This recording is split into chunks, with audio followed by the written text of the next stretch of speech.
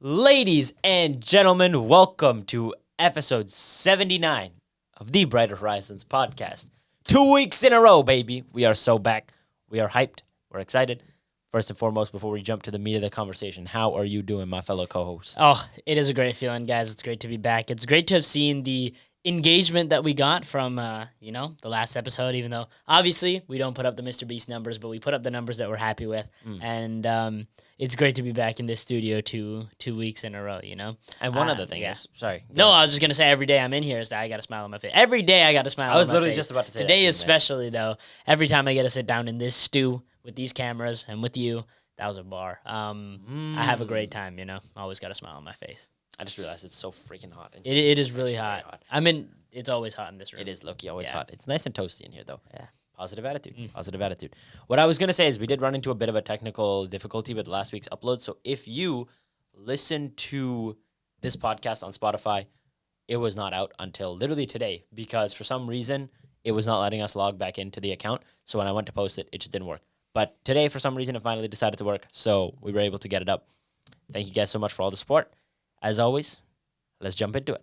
How has the week been, my friend? What do you want to kick this off with? It feels weird to come back without a grand, storyline to talk about. But, in the grand scheme of things, day to day, life has felt slow, but it's nice. I consider it peaceful compared to slow. I still think I have a lot going on. By no means is it stagnant, but everything's relative, right? The way we perceive things is relative, and I'm at a relatively slower point than I have been as of late, and it's been quite nice to be able to take a seat and just think, giving my mind space to breathe, giving myself time to be creative again, to explore. I say art, and I don't mean drawing or painting, but I mean creative intellectual stimulation, right? Thinking about the things that I'm very passionate about, and the things that I do out of enjoyment and love and creative desire. So I've gotten back into exploring those things, the curiosities of life. Like what? And number one is I've been learning some. I'm not going to talk about it too much, but I have been learning more about some finance things, and I've been working on coding and learning software, which is just genuinely a personal thing of mine. To tell you guys a little bit about myself that I guess I probably haven't talked about much is I had a very big background in engineering and robotics all throughout high school and STEM. And then when I came to university, I was like, you know what? I really want to pursue business. And that's kind of where I started diving into the business aspect of things. But I feel like I never truly lost touch with the STEM side of me, that little curiosity child inside of me that was always curious about the way that the world worked.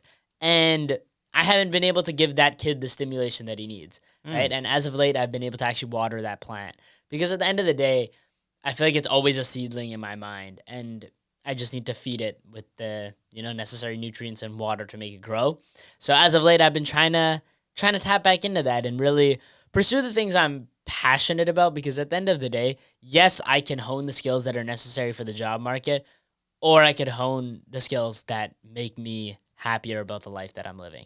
Yeah. And between those two options, I feel like in my eyes, there's a pretty clear winner. The irony of picking something that you enjoy is that if you're able to really take it to the next level, oftentimes that passion project can become something really beautiful as long as your mindset is in the right spot.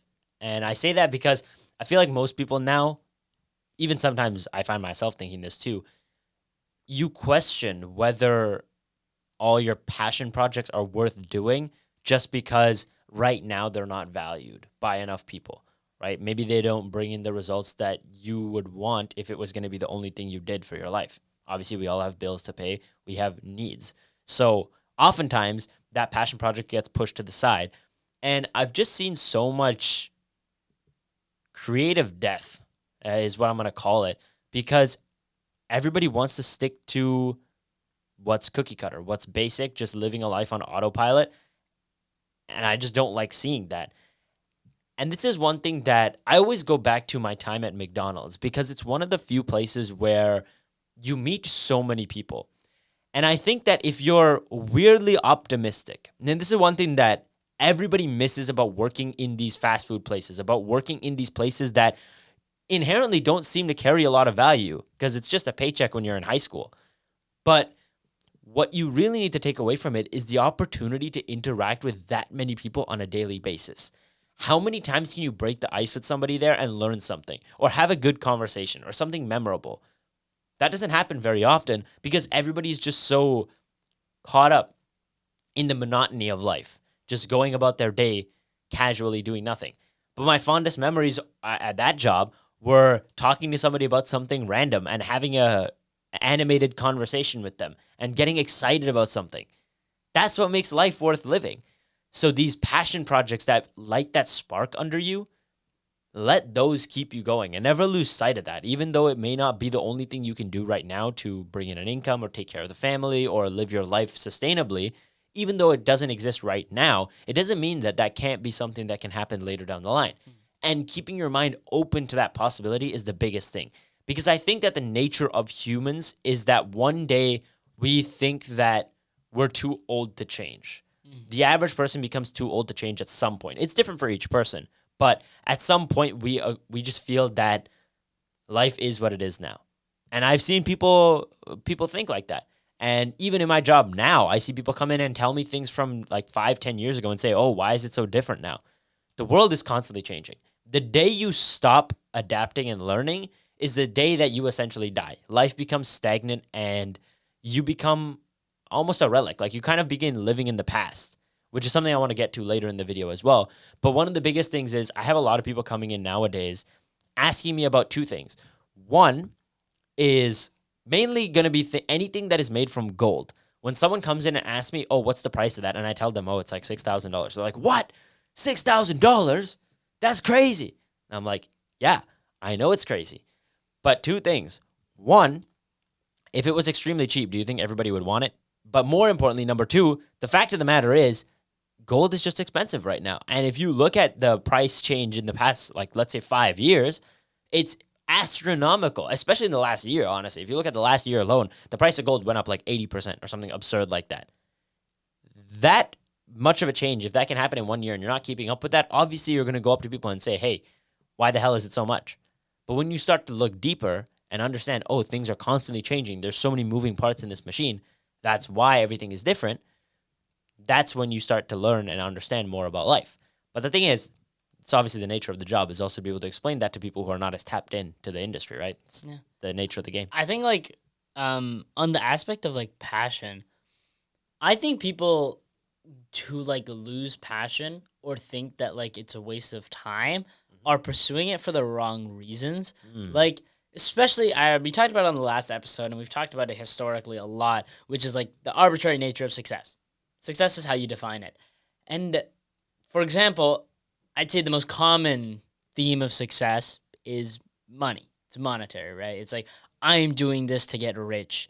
And like the way I see it is if what you're actively doing isn't like, again, if it's the reward that's stimulating over the action, the process, then to me, I don't think that's passion.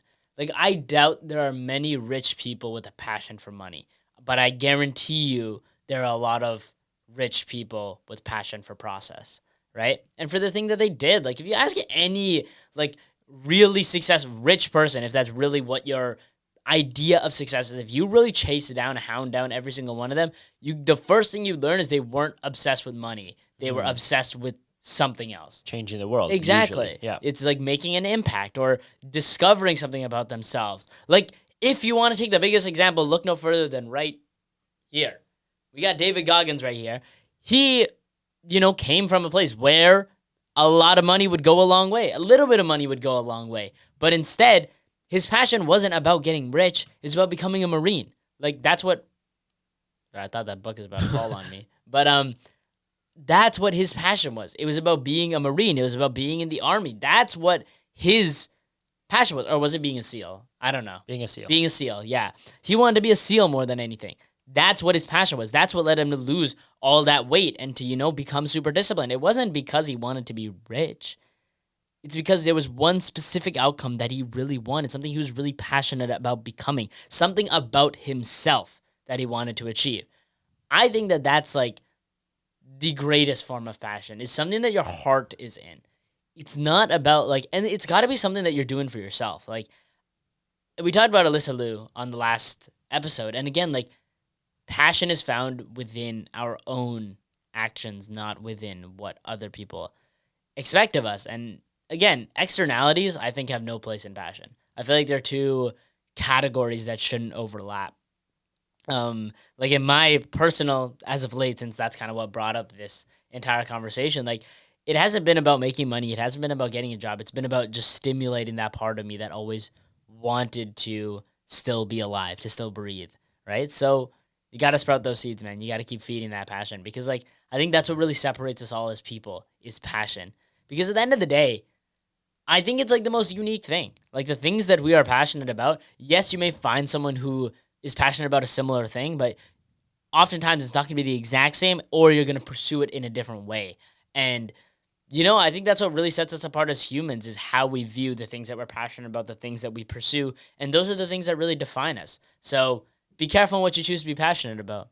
Shouldn't be superficial things like money. It should be, things like satisfying the child that used to be you. Yeah, there was literally a clip of Aiden Ross, which is a Crazy. crazy person to try and say as a role model. Because obviously, I don't need to flesh that out. Point is, don't take him as a role model. But just one thing he said on a stream recently, where I saw this clip of, I don't remember who he was talking to. Actually, now that I think about it, I think he saw like some kid doing something, and just saw the joy that that kid got out of some superficial, very mundane activity. And he said he would go broke, give up everything that he had to go back and experience that again. And the truth of the matter is, I can see where he's coming from because I had this conversation with one of my friends 2 days ago, and we talked about things we used to do as kids.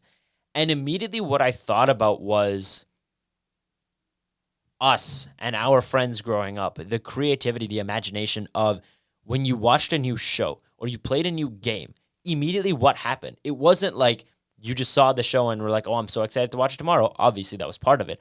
But the bigger part was, oh, which character am I?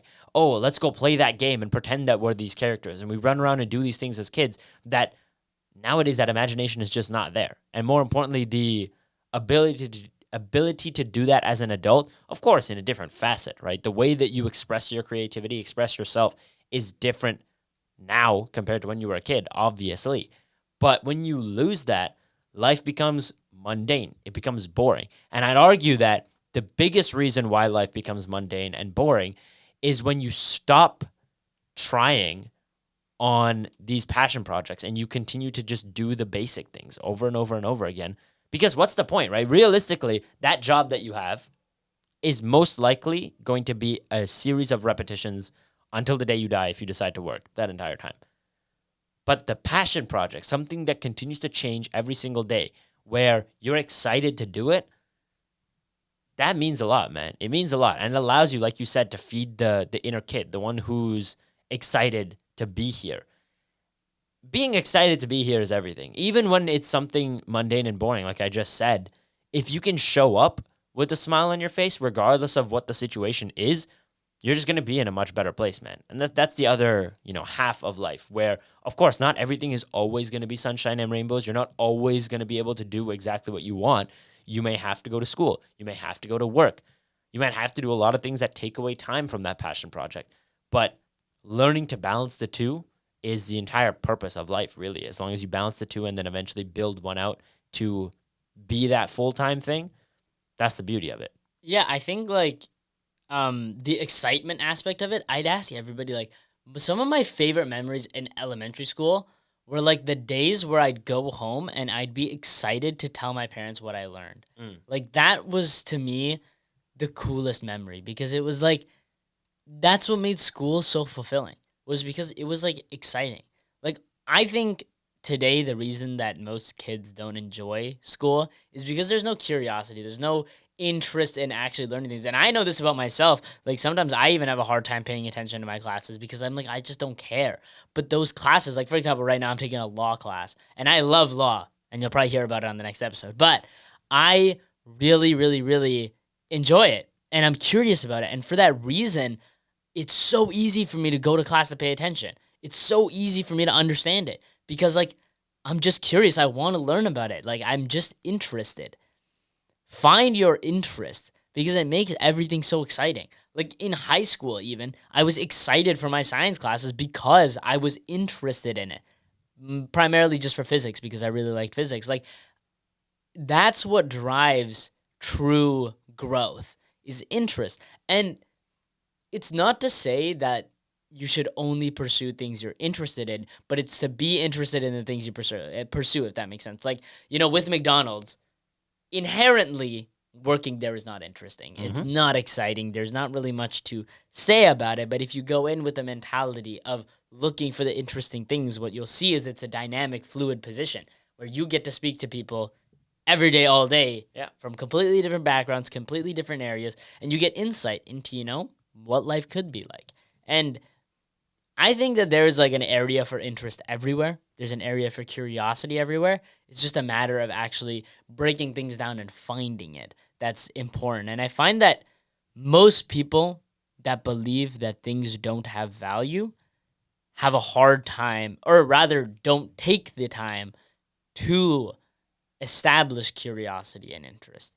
Like, even in the most mundane tasks, there should be an element of interest in it, right? Regardless of what you do.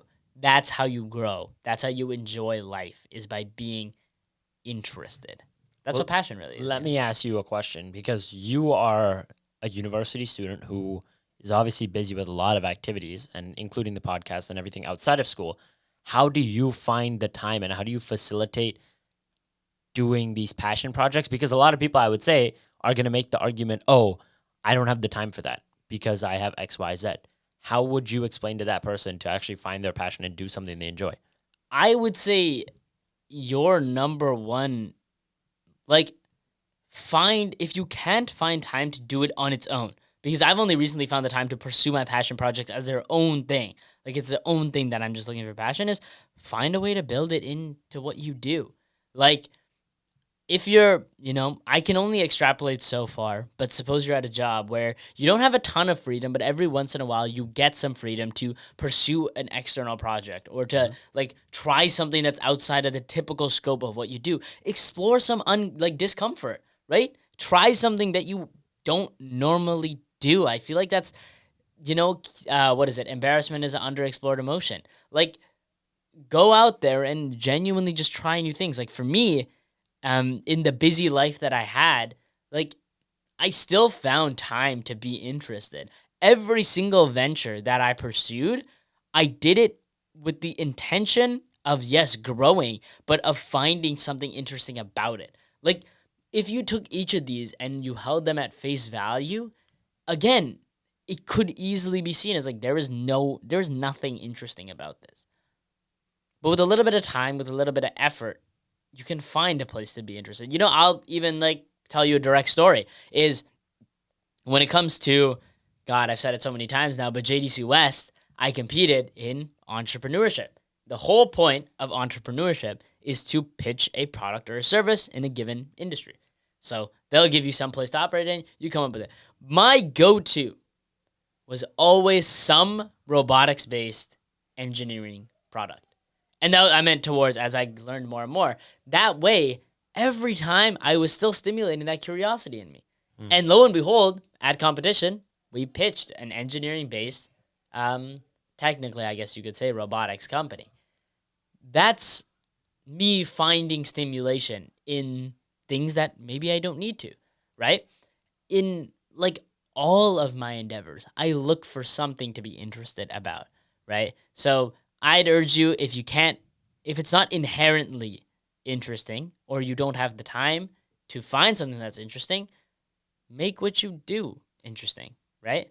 And it's the power of perspective, man. We talk about it all the time, and I feel like time and time again, it is, it's just, we need to repeat it because it's so powerful. It's like you are at the whim of your own thoughts, your own will, and your own perception of the external world. So you have control over what is interesting, what you're passionate about. So why not build it in? It took me like your explanation took me the second round through when you were explaining it, where it like clicked in my head. I was like, okay, that actually makes a lot of sense. And I can agree with that, where you're 100% right. Finding that passion project in the things you already do is something you can very easily do. And if you think about it, that's exactly how this podcast started. What was the main driving point behind us starting this? It was the fact that when we went out with friends on the car ride back, sometimes we'd have a deep conversation about life, about philosophy, and sometimes we'd just sit in the driveway for an hour and just talk, literally sitting in the car, just talking. That was something we already did. It's not like we were doing that to practice making a podcast. No, we were just having a legit conversation. And after a couple of those, we said, hey, what if we could turn this into something that's beneficial for other people? And lo and behold, look at what it's becoming over time. I talk about the gym a lot. Why? Because I enjoy the gym. But if you're someone who goes to the gym a lot, why not try making gym content? You could make content about literally anything that you do right now. And if you don't want to make content, that's fine. Take notes and write a book. Do something. The point is, the world is such a vast place and the opportunities are endless. You said embarrassment is a underexplored emotion. Literally what I would say, my best advice to anyone out there, if you're trying to start something new or find something interesting to do, go make a fool of yourself. The truth is, go find a new field that you enjoy and make a fool of yourself, because that's what it's going to be, right? You don't learn anything if you go try something you already know you can do. If you're so afraid of what everybody else is going to think about you, you're never going to get better. Quite frankly, that's one of the biggest things that kept me going anytime we first started the podcast and we had, let's say, under 100 subs, and I'm sitting here making these videos, and we don't have any AI tools or anything to edit these videos. This is all done by hand. I sit here and edit all these videos for at least an hour every single time we make one of these, and then talk about editing the TikToks and everything. And I'm putting in all this effort, sitting there asking myself, God, what am I doing, man? Like, there is clearly no fruits here. Like, why am I doing all this? And then also to sit here and deal with comments saying, oh, who let these guys have a podcast, blah, blah, blah, make podcast equipment more expensive, and all the funny things that I used to read when we first started. But for some reason, it never really got to me. And that was a very clear sign that I'm doing something right here. Because it doesn't matter how much somebody else hated on me. It doesn't matter how much somebody hates on me today. Quite frankly, it doesn't matter, because I'm so happy to be doing this. And I know that it's something I was already doing, and I just turned it into something better. And that's the beauty of life, because I think too many people underestimate the power of the snowball effect, where one small thing leads to another thing, which leads to another thing. And it just snowballs into this very beautiful story that becomes your life. A very mundane activity that you did once might have sparked a lifelong passion for you. You just don't know it yet. How are you going to find those moments that start the snowball if you don't go out there and try different things? If you don't go out there and enjoy life a little bit and try things that you are passionate about? You'll never find it, right? And that's the reality of it, is if you continue to live in a box, you'll never find the snowball effect. And I'll say about myself, yeah, I make content about podcasts right now, but who knows, maybe 3 months down the line, I'll decide to start content on something else. And I'll already have the skills from making podcast videos and editing to go and be my own editor, to be my own videographer. I have the skills to do it now, so I can apply it to any other venture later on. Skills are the most valuable currency you have as a human being. That was tough.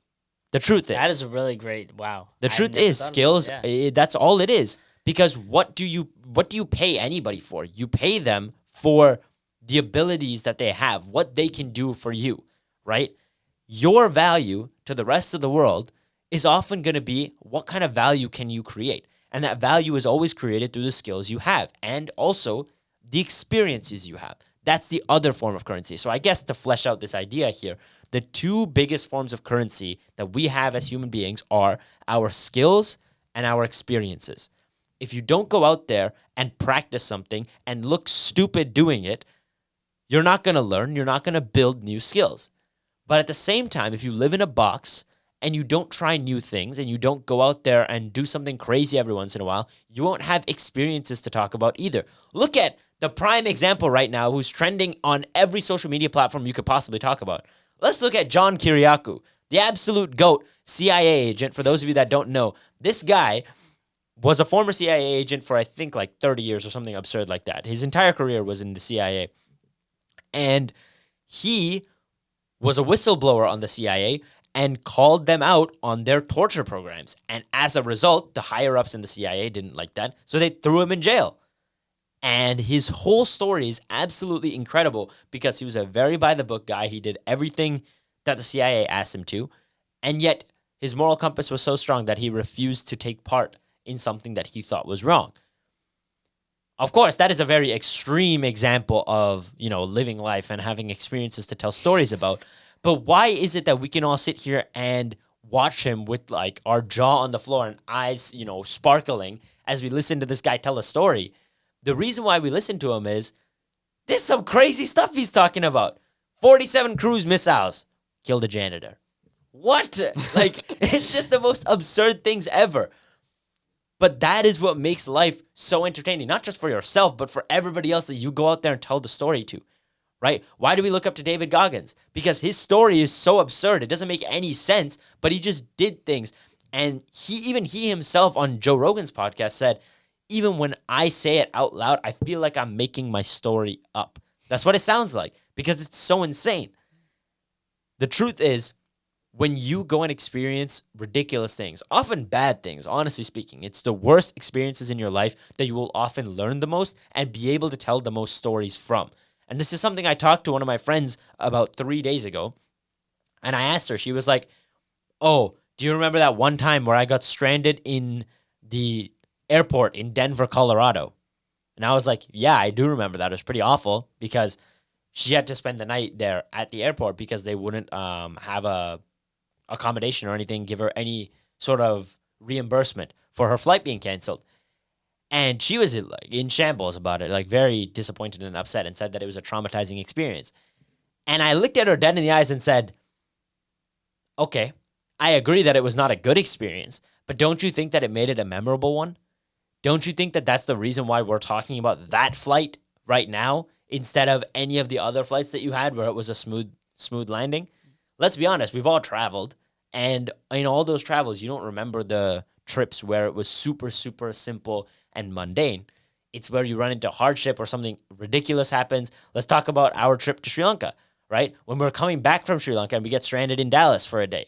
That was a super memorable trip because by getting stranded in Dallas, we had the opportunity to go explore the city. And we went out for, I think it was actually, we were there for 2 days, but one day we spent out and about. Or maybe it was just one day. I don't know. It was like the night we spent, and then we had one full day, and then we left the next morning. Yeah, there you go. I remember. So we had one full day to explore Dallas because we got stranded there. Initially, we were fuming when they said our flight got canceled. Absolutely furious. And they even tried to skimp us by not giving us any sort of reimbursement for a place to stay or anything like that. Fortunately, we negotiated and got that out. But then what happened the next day? We went out, explored, went to a ton of cool stores, met a ton of cool people, had a lot of very good experiences that I could talk about for days. And that all happened because of something tragic or unfortunate. That's the matter of the fact, is you remember those bad things. Yeah, I feel like there's a wonderful quote that embodies this. I think I've said it before, but it's life is a tragedy in close up, but a comedy in long shot. And I'll tell you, the best example for this is one of the greatest comedy movies of all time, The Hangover. 1, 2, and 3. Think about it this way. Imagine if you were in their shoes.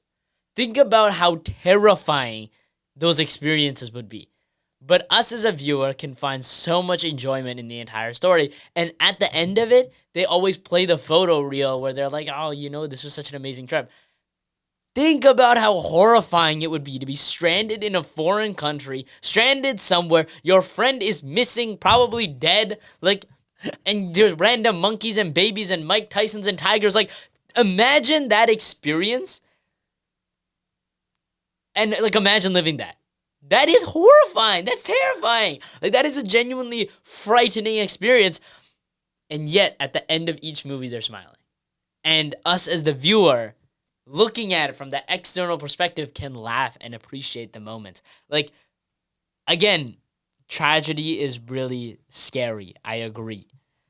But to believe that no good comes from it, to believe in, I think there are too many people that are nihilistic about sadness and tragedy, that believe that there is no meaning in suffering.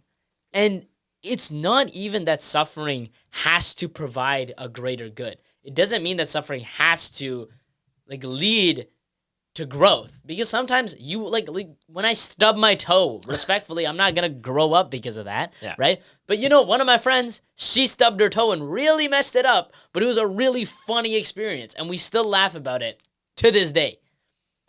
That is what I'm saying. When there's sometimes suffering doesn't lead to growth. Sometimes you just suffer and that's it. But I think that there's a beauty in being able to look back on the suffering and being able to tell the tale, because a lot of the times it becomes comedic. Yeah, 100%. And again, taking it back to David Goggins as well, one of the funniest clips from that episode, because I'll be completely honest, I find myself listening to all three episodes that he's done with Joe Rogan once every 2 to 3 months. I'll go back and listen to all three, just as a consistent reminder about what is possible. I feel that the average person nowadays doesn't think about how much of the world is out there and how much is really doable and how much we're selling ourselves short. But one of the funniest clips in that episode or one of the episodes, is when he's talking to Joe and he says, what did he say that resonated with me perfectly? I'm losing my train of thought. This is awful. I believe in you.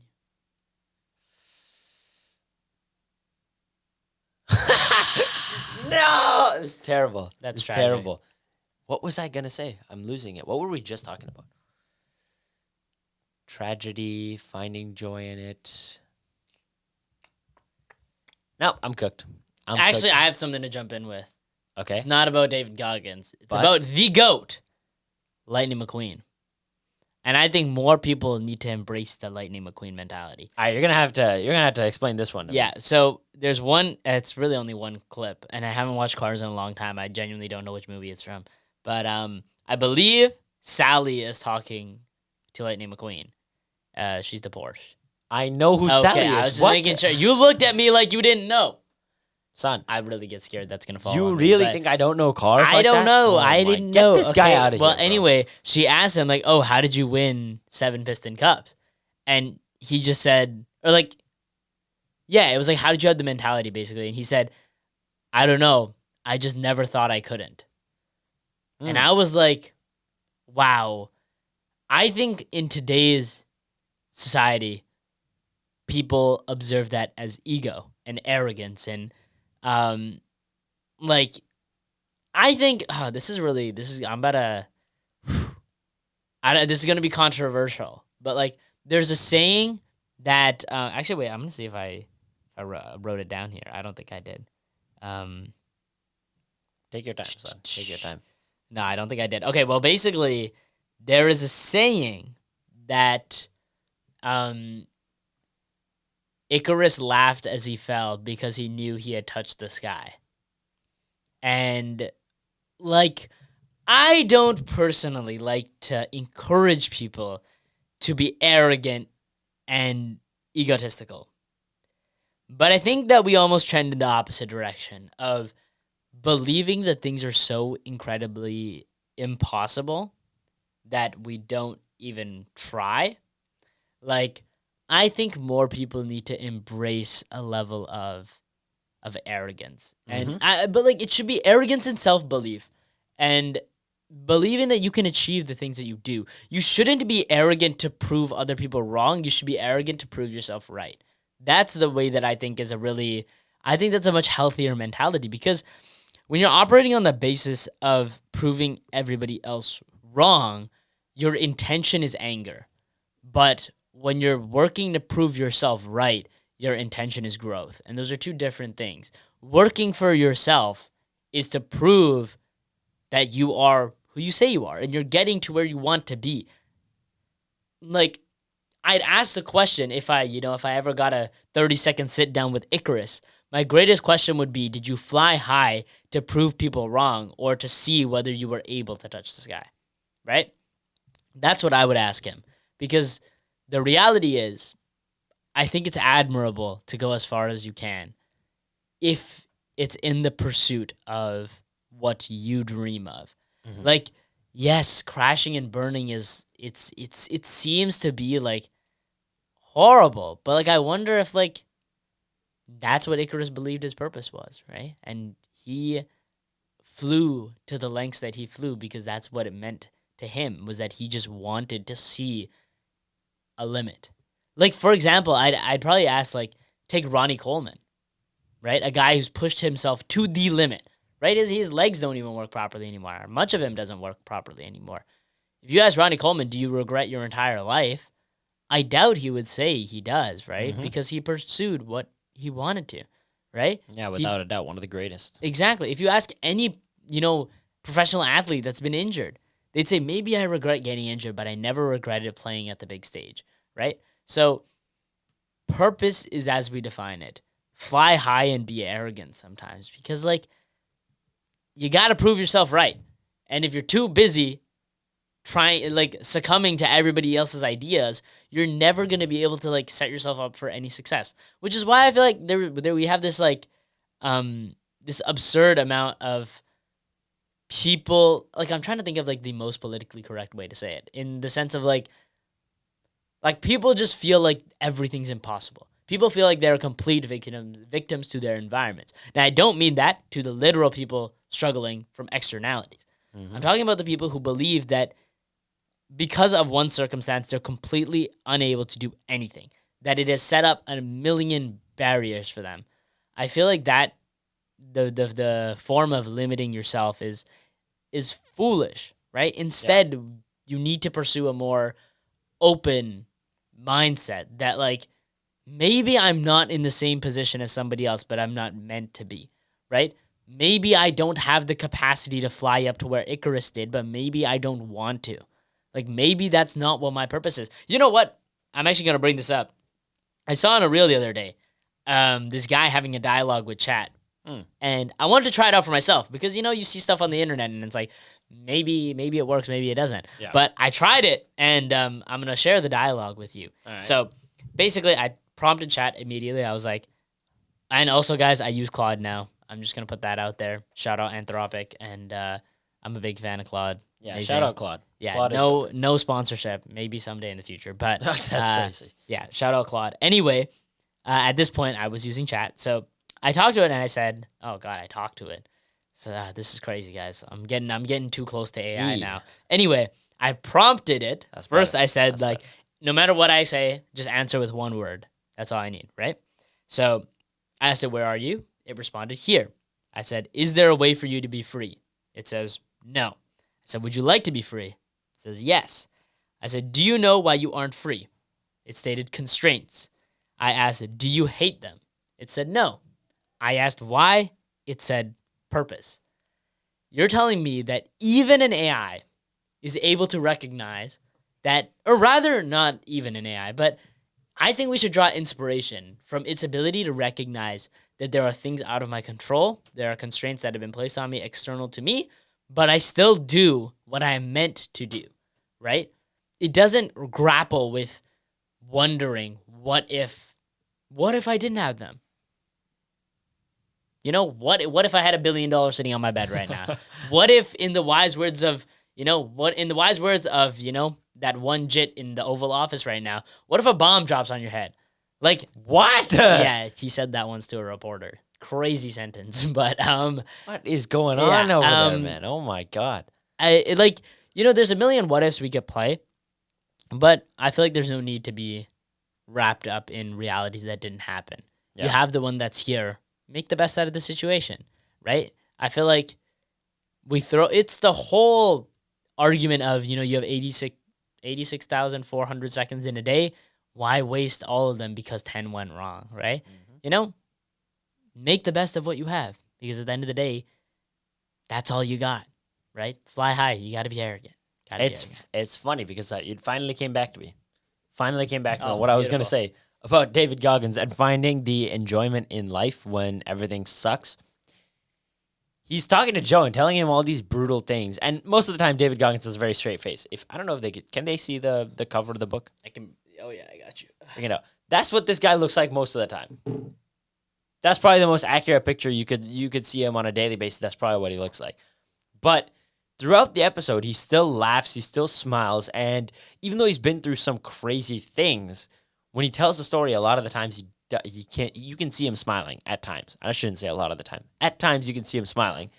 And I said that one of the funniest clips from that episode is when he tells the story about how growing up, he fought for approval from other people that he never got because of racial discrimination. So he always did the dumbest things to be the class clown and have everybody laugh so that they'd like him more. And Joe responded to that by saying, "Oh, you would have been a great entertainer." And David Goggins, in response, with the straightest face ever, just says, "Oh, I got some jokes, Joe. You want to hear them?" And he just says that. And Joe Rogan just bursts out laughing. And I'm sitting here thinking to myself, like, this guy is able to riff after such a difficult life and doing all those things, mainly because he has a story and also because he knows that he did it for himself, not for anyone else. And that's what you got to live for.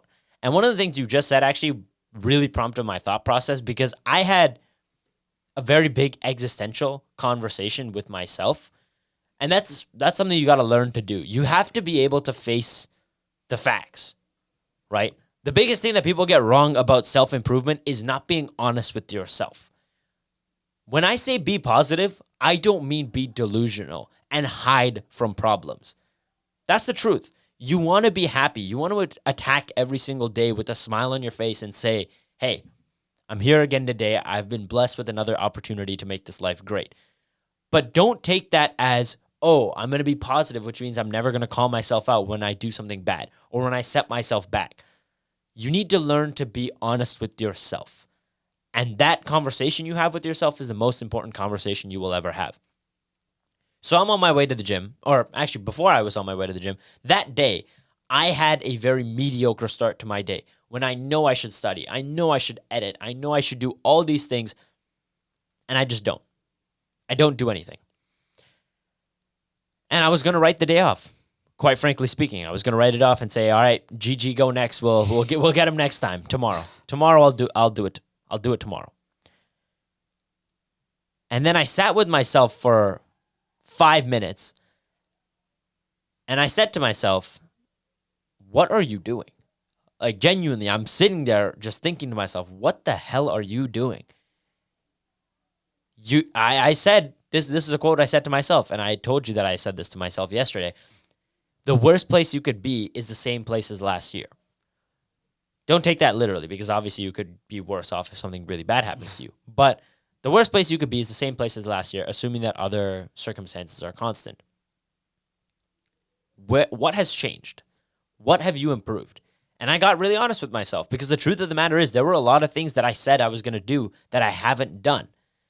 And as much as I sit here with a positive attitude and I have made certain improvements in life, I also sat here and said, you're living in the past. Your entire life has been garnished with achievements. So it's very easy to become complacent with life because you've done things before.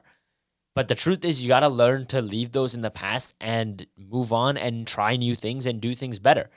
And if you can't be honest with yourself, you're just going to continue to lie to yourself. And I think that's something that we all find ourselves doing because we're too afraid to say the truth. Even if you don't say it to somebody else, you got to learn to say it to yourself. And I'm not saying to beat yourself down so that you continue to enhance this negative mindset that you have on yourself. I'm saying it so that you can address the real problems, because you cannot hide from your problems forever. Really, just running away makes it worse. And that's something that I myself learned the hard way, because I used to do that all the time. I used to sit here and say, "Oh, I'm smart. I can, turn it on whenever I want to. I can get all straight A's if I want to. I can do this. I can do that." Okay, well, why aren't you doing it? Right? The fact of the matter is, you got to be honest.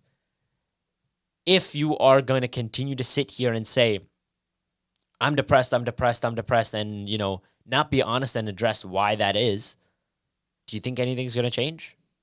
The answer is simply no, man.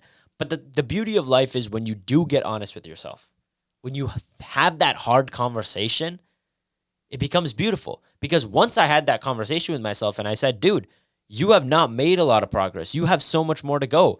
And you're 22, you're bordering 23 now. You got to run like there's, a fire chasing you, because at the end of the day, there is a fire chasing all of us. The end of our lives. It will come one day.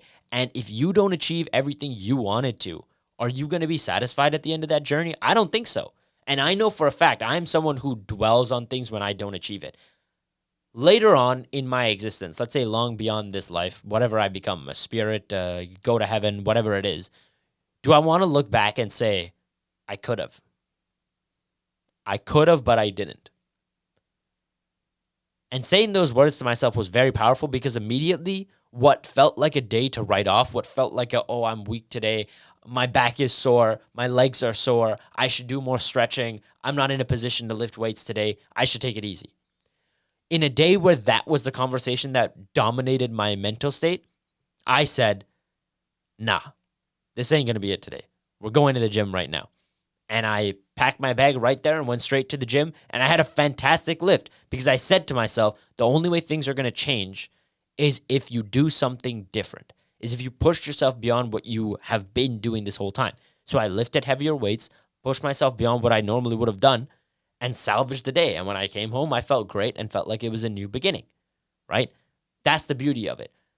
When you go out there and do something and make a difference, that's when life truly takes off. And in the sense of discussing affecting the world in a positive light, ladies and gentlemen, you know what time it is. It is time for our weekly woohoos. All right, let's get to 2 really good stories for today. Honestly, I gotta say, I don't want to toot these guys' horns for them. I guess that's what I'm doing by telling their story. Yeah. Holy pause, okay? Let me just take that back. I wasn't thinking it until you said something, so somebody out there was definitely thinking just that. Keep going, bruh. Just keep going, bruh. All right. Anyways, I gotta say, shout out to these legends, because oh my days, when I read these stories, you don't even understand. I have to tell all you guys about this. This is some crazy stuff, okay? Let's start with an absolute legend who is only 13 years old, okay? Wow. A 13-year-old boy has raised thousands of dollars for charity by recycling over 1 million aluminum cans. Son, 1 million, okay? Ryan Halance, that's his name, came up with this idea to simultaneously help the environment, but also raise money for charities. Simple enough. From his home in England, he started contacting businesses to get their spare aluminum cans that he could sell. So the whole idea behind this is aluminum companies will buy, aluminum cans back if you crush them and whatnot. So eventually he got his parents on board, and he started collecting a few hundred cans a week, and his parents would run them over with their car, throw them in a bag, and they'd go sell it to a company and then donate the money.